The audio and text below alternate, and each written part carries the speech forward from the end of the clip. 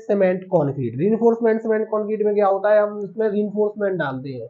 अब रीइंफोर्समेंट कोई भी ऐसी चीज हो सकती है जो उसको क्या प्रदान करे, स्ट्रेंथ प्रदान करे। कंक्रीट आपको कोई भी स्ट्रक्चर बनाना है तो केवल आप कंक्रीट की हेल्प से नहीं बना पाएंगे, उसको आपको क्या डालना है, कोई एक स्ट्रेंथ प्रोवाइड करने के लिए क्या डालना पड़ता है, रीइंफोर्समेंट डालना पड़ता है। तो रीइंफोर्समेंट मैंने उस दिन आपको बताया था, रीइंफोर्समेंट के रूप में हम क्या डालते हैं, स्टील डालते हैं। तो स्टील भी क्यों डालते हैं, क्योंकि जो उसका कोफिशिएंट ऑफ थर्मल एक्सपांशन होता है, मैंने बताया था जो कोफिशिएंट ऑफ थर्मल एक्सपांशन है, ठीक है, किसका, कॉन्क्रीट का वो कितना होता है, 11 इंटू 10⁻⁻6 पर डिग्री सेल्सियस होता है, ठीक है। और जो किसका होता है, स्टील का होता है, स्टील का कितना होता है, 12 इंटू 10⁻⁻6 पर डिग्री सेल्सियस होता है। मतलब कंक्रीट का और स्टील का क्या होता है, जो कोफिशिएंट ऑफ थर्मल एक्सपांशन है वो लगभग सेम होता है। इसलिए आप क्या डालते हैं, कंक्रीट के साथ में हमेशा स्टील डालते हैं। मतलब कि जितना आपका ठंडियों के टाइम पे, वेदर के टाइम पे क्या होगा, वो जितना सिकुड़ेगा,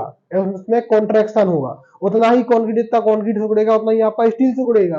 और गर्मियों के टाइम पे जितना उसमें क्या होगा, एक्सपांड होगा, जितना एक्सपांशन कंक्रीट में होगा उतना ही एक्सपांशन लगभग स्टील में होगा। इसलिए कंक्रीट के साथ में हमेशा हम स्टील डालते हैं, किसके रूप में, रीइंफोर्समेंट के रूप में। रीइंफोर्समेंट के रूप में हम स्टील डालते हैं। आपको हमेशा याद रखना है, रीइंफोर्समेंट मतलब स्टील नहीं होता, रीइंफोर्समेंट मतलब स्टील नहीं होता। रीइंफोर्समेंट के रूप में हम क्या डालते हैं, स्टील डालते हैं।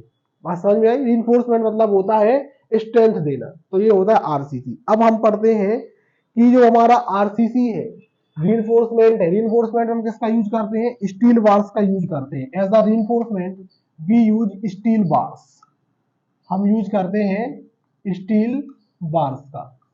तो स्टील बार्स अब क्या होते हैं, स्टील बार्स हमको कैसे होते हैं, लगभग राउंडेड शेप में प्राप्त होते हैं। मैं तो बेसिक से आपको बता रहा हूँ, स्टील बार आपको राउंडेड शेप में आपको मिलेंगे।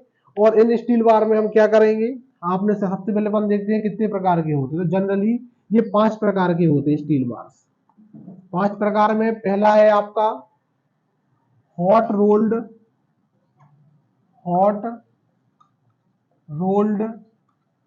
Deformed bars,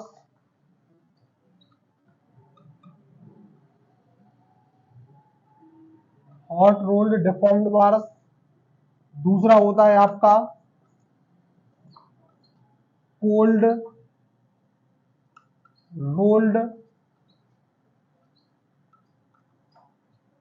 deformed bars, hot rolled deformed bars और कोल्ड रोल्ड डिफॉर्म्ड बार्स। फिर होता है आपका mild steel bars, mild steel bars. फिर आपका होता है fourth twisted steel bars.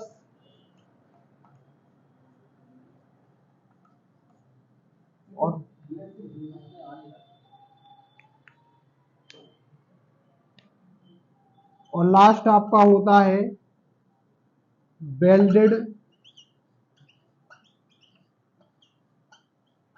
Steel bars. ये आपके क्या होते हैं, hot rolled deformed bars, cold rolled deformed bars, mild steel bars, twisted steel bars और बेल्डेड स्टील बार्स। ये 5 प्रकार के बार्स हमारे पास होते हैं जो मार्केट में हमारे पास अवेलेबल रहते हैं, ठीक है। हॉट रोल्ड मतलब क्या होता है, ये अलग अलग कैटेगरीज है, मतलब कि ऐसे बार्स जिसमें क्या हो, जो बहुत हाई टेम्परेचर में रोल किए गए हो। और जो कोल्ड, ये सबसे ज्यादा यूज होते हैं हॉट रोल्ड बार्स, अभी हम आपको आगे बताते हैं। कोल्ड रोल्ड बार्स होते हैं जो कैसे होते हैं, जो कम टेम्परेचर पे या रूम टेम्परेचर पे क्या हुए हो, रोल्ड किए गए हो। तो माइल्ड स्टील बार्स होते हैं, माइल्ड स्टील बार्स हमारे कहलाते हैं जो हमने रिंग डालते हैं, हम रिंग डालते हैं, वो हमारे माइल्ड स्टील की बनी होती है। माइल्ड स्टील मतलब उसमें किसी प्रकार का रिप्स नहीं रहता। रिप मतलब होता है कि जो आपके बार्स में भी आगे हम आपको बता रहे हैं, ये आपका बार्स है और इस बार्स में आपके जो इस प्रकार से ऐसे ऐसे लगे रहते हैं, ऐसे रहते हैं और ये रहता है, ये आपका ऐसा ऐसा, ये सारी चीजें उसमें नहीं रहती, वो सीधा सीधा बार्स होता है, वो हमारा माइल्ड स्टील बार होता है जो रिंग बनाते हैं। इसके बाद होता है हमारा ट्विस्टेड स्टील बार्स और बेल्डेड स्टील बार्स। ये क्या होते हैं, बाइंडिंग वायर्स होते हैं जो बांधने के लिए होते हैं बेल्टेड स्टील बार, और ट्विस्टेड स्टील बार की स्ट्रेंथ हाई रहती है। इनके बारे में भी हम आपको बता रहे हैं। तो 5 प्रकार के क्या होते हैं, बार्स होते हैं जो आपके क्या होते हैं, यूज होते हैं स्ट्रक्चरल डिजाइन में। अभी आपने कंक्रीट के बारे में पढ़ लिया, मोर्टार के बारे में पढ़ लिया। मोर्टार का उस दिन आपको रेशियो बताया था 1:2 से 1:6 तक यूज होता है, और जनरली हम 1:3 यूज करते हैं। अलग अलग वर्क के लिए अलग अलग रेशियो यूज होता है। और हमने आपको कंक्रीट के बारे में ग्रेड बता दिए थे, अलग अलग ग्रेड का कंक्रीट अलग अलग जगह यूज होता है। ठीक है, अब इसके बाद अब हमने स्टील बार्स की बात की। अब स्टील बार्स के बारे में आप देखिए, ये लिख लिया आपने। इसके बाद आप देखिए स्टील बार्स में क्या होता है। आप सबसे पहले ये बताइए कि एक स्ट्रक्चर में कहां कहां स्टील का यूज होता है, आरसीसी का यूज कहां कहां होता है एक स्ट्रक्चर में, कोई बताएगा? आरसीसी का यूज कहां कहां होता है? आरसीसी का यूज होता है आपका बीम में, कॉलम में और स्लैब में। 3 जगह आपका यूज होता है आरसीसी का। कहां कहां?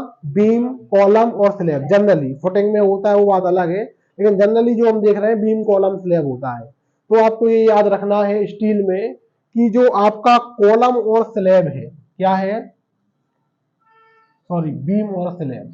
एक पहला आपका हो गया स्लैब, फिर आपका बीम, और आप मान लेंगे अपनी फुटिंग। क्या मान लेंगे? फुटिंग। बीम, स्लैब और जो फुटिंग है, ये कौन से मेंबर कहलाते हैं आपके? ये कहलाते हैं आपके फ्लेक्सुरल मेंबर। क्या कहलाते हैं? Flexural member. अभी हम आपको बताते हैं क्या कहलाता है फ्लेक्सुरल मेंबर। फ्लेक्सुरल मेंबर कहलाते हैं। और जो आपका क्या होता है, कॉलम होता है, जो आपका कॉलम होता है, ये आपका कहलाता है कंप्रेशन मेंबर।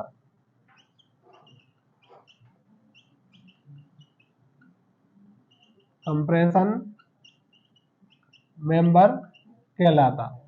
ये बात समझ में आई? जो स्लैब, बीम और फुटिंग है, ये फ्लेक्सुरल मेंबर। फ्लेक्सुरल मेंबर क्या कहलाते हैं? जिनमें मूवमेंट आता है। क्या आता है? मूवमेंट। मूवमेंट क्या होगा? जब मूवमेंट आएगा तो जो आपका स्ट्रक्चर है वो कैसा होने लगेगा? बेंड होने लगेगा। कैसा होने लगेगा? बेंड होने लगेगा। स्लैब है वो कैसी है हमारी? हॉरिजॉन्टली है। और बीम है वो कैसी है? हॉरिजॉन्टली है। और जो फुटिंग होती है, फुटिंग मतलब सबसे नीचे वाला, वो हॉरिजॉन्टली होती है। तो इनमें जब क्या आता है? फ्लेक्सुरल, क्या आता है इसमें? मूवमेंट आता है। क्या आता है?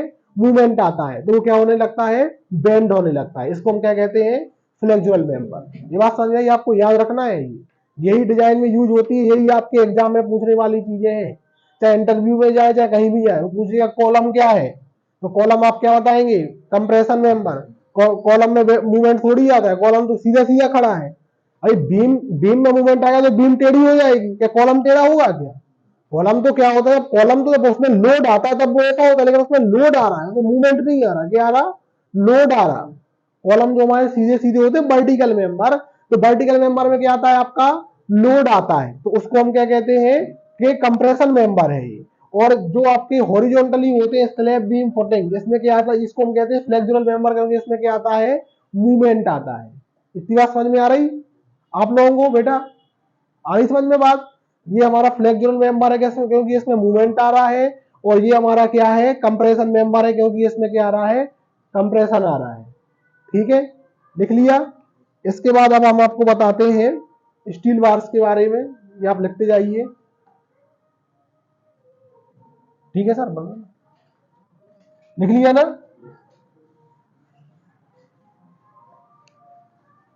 अब वह स्टील हमको देखना है जो स्टील हमारा यूज होता है कंस्ट्रक्शन में। कंस्ट्रक्शन में जनरली हम 2 प्रकार के स्टील्स को यूज करते हैं। कौन कौन से?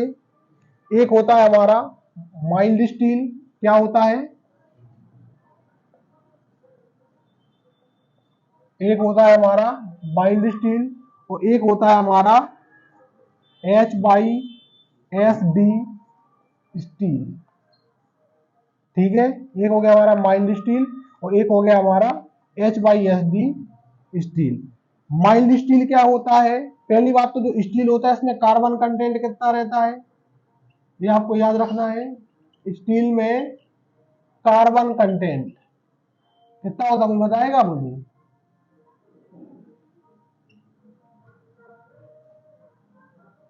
बताएगा 29। स्टील में कार्बन कंटेंट होता है आपका 0.15 से 1.5%। कितना होता है? 0.15 से 15% होता है कार्बन कंटेंट आपका स्टील में। ये आपको याद रखना है, स्टील में 0.15 से 1.5% कार्बन कंटेंट होता है। तो जो माइल्ड स्टील और HYSD स्टील है, इनमें कार्बन कंटेंट लगभग एक सा होता है। लेकिन जो माइल्ड स्टील है, माइल्ड स्टील आपका क्या होता है, इसकी स्ट्रेंथ क्या होती है? कम होती है। अभी हम आपको ये निकालना आगे बताएंगे कि कितना आपका काम होना है, कितने मीटर क्यूब का काम होना है और कितने मीटर क्यूब में कितना आपका स्टील लगेगा। तो जो आपका क्या है, माइल्ड स्टील है और HYSD स्टील यूज होता है। जैसे आपने देखे होंगे बार्स, आपने देखे होंगे ऐसे आपके बार्स डले रहते हैं, कॉलम में डले रहते हैं ऐसे बार्स। तो इन बार जो मेन बार कहलाते हैं, ये हमारे क्या कहलाते हैं? और इसमें देखो ऐसी रिंग डली रहती है, ऐसी रिंग डली रहती है, डली रहती है ना ऐसी, देखिए ऐसी रिंग डली रहती है। तो जो आपके क्या होते हैं जी, बार्स, मेन बार्स होते हैं, ये हमारे कैसे होते हैं? HYSD होते हैं। और जो हमारी रिंग डली रहती है इसको हम क्या कहते हैं? माइल्ड स्टील बार्स कहते हैं। ठीक है, ये कि इसको HYSD का फुल फॉर्म क्या होता है? हाई यील्ड स्ट्रेंथ डेफॉर्मेशन बार। तो HYSD बार क्या होते हैं? जो सीधे सीधे डले रहते हैं वो HYSD के होते हैं, और जो रिंग डली रहती है वो किसकी होती है? माइल्ड स्टील की होती है। इतनी बात समझ में आ रही? ठीक है, HYSD क्या है, माइल्ड स्टील क्या है? माइल्ड स्टील जो आपका होता है, माइल्ड स्टील क्या है, इजीली ब्रेक हो जाता है।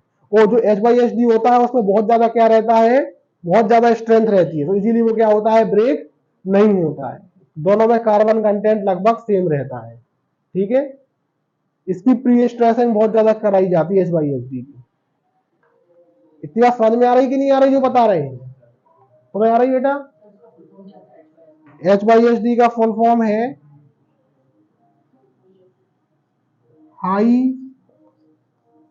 Yield strength deformation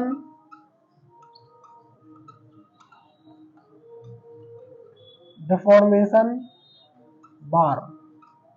high yield strength deformation बार,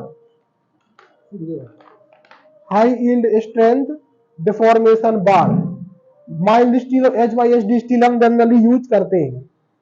अब हम आपको बताते हैं steel in the form of diameter, कितने डायमीटर का स्टील कहां पे यूज होता है। यही आपकी इंपॉर्टेंट चीज है। आप साइट में जाएंगे, साइट इंजीनियर बने या किसी कंपनी में जॉब करें, सीमेंट कंपनी में जाए, किसी भी स्टील कंपनी में जाए, स्ट्रक्चर के पोर्शन में जाए, जो चीज मैं बता रहा हूं यही आपके लिए क्रीम है। मैं आपको, आप मान के चलिए कि आपको पूरे दूध में से सीधा सीधा आपको मैं क्या पनीर निकाल के आपको दे रहा हूं। ये बिल्कुल इतनी इंपॉर्टेंट चीज है, क्रीम चीज है, कि यही चीज आपसे हर जगह पूछी जाती है। ठीक है, मिटा दे, रफ कर दे। इसके बाद आप देखिए अब कितने के बार्स हमारे मार्केट में हमको अवेलेबल होते हैं। अब आप देखिए सबसे पहले होता है हमारा 5 और 6 mm।